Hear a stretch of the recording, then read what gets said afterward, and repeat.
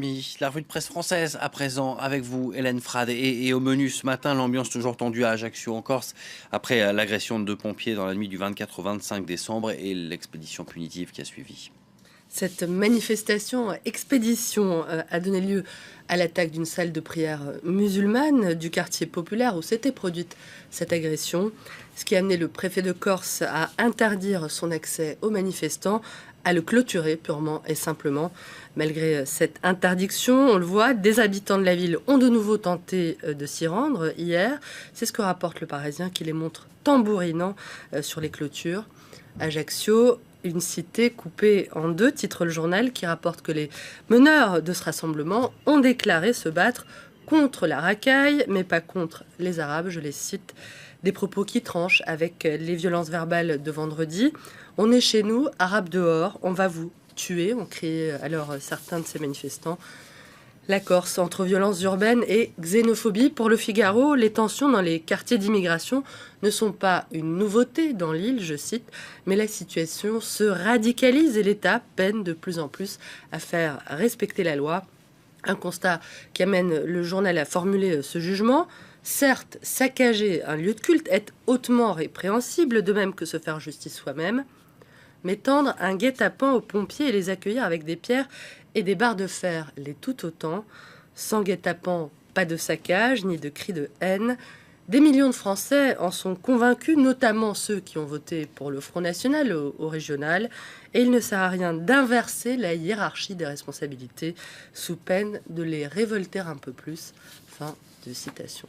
Alors voilà pour la vue du côté du Parisien et du Figaro. L'opinion de son côté s'inquiète davantage du manque de réaction du gouvernement face aux dégradations, mais face aussi aux violences et aux propos racistes tenus par des manifestants. Rappelons qu'une partie d'entre eux a très ouvertement assimilé les musulmans du quartier aux agresseurs des pompiers, voire à des terroristes. Le journal regrette que malgré la gravité des faits, le gouvernement se soit contenté d'un service minimum, je cite, transposer dans n'importe quelle banlieue dite difficile du continent. Les scènes qui se sont déroulées cette fin de semaine semblent tout bonnement inimaginables, quel qu'en soit le prétexte, fustige l'opinion, qui relève que les forces de l'ordre n'ont procédé à aucune interpellation de manifestants jusqu'à présent.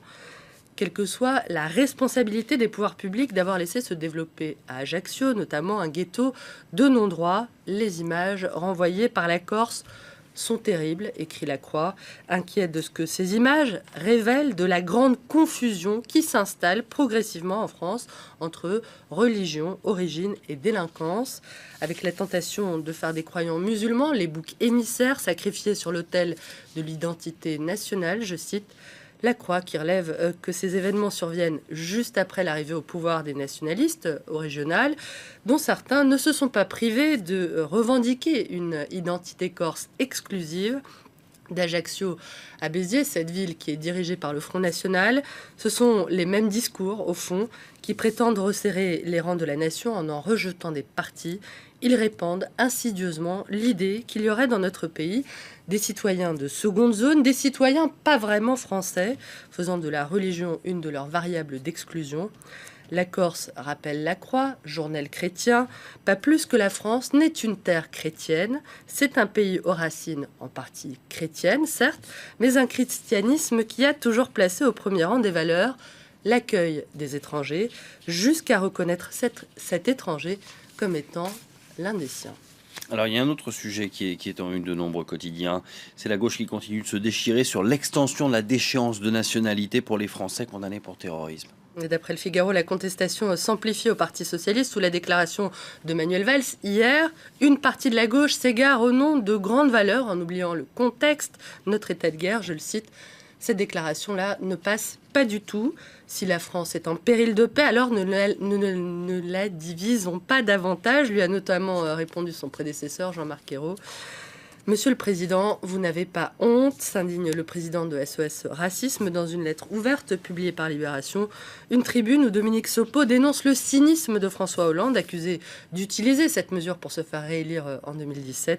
François Hollande qu'on voit dans le dessin de Willem partir à la dérive en compagnie de Manuel Valls, qui crie à l'intention des socialistes, évidemment, ne vous égarez pas.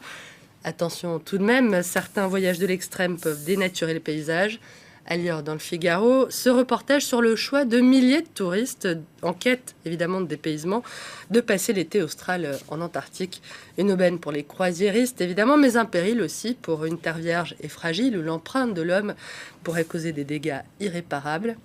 Pour terminer sur une note un poil plus optimiste, je vous recommande de jeter un cil au dossier que Libération consacre aux modes de consommation alternatifs, dont l'un des buts, c'est justement de préserver l'environnement. À plusieurs, c'est meilleur, à partager sans hésiter. Merci beaucoup, Hélène Frade, pour cette revue de presse. Merci à vous de nous suivre. On se retrouve dans quelques minutes seulement pour un nouveau journal sur France 24. À tout de suite.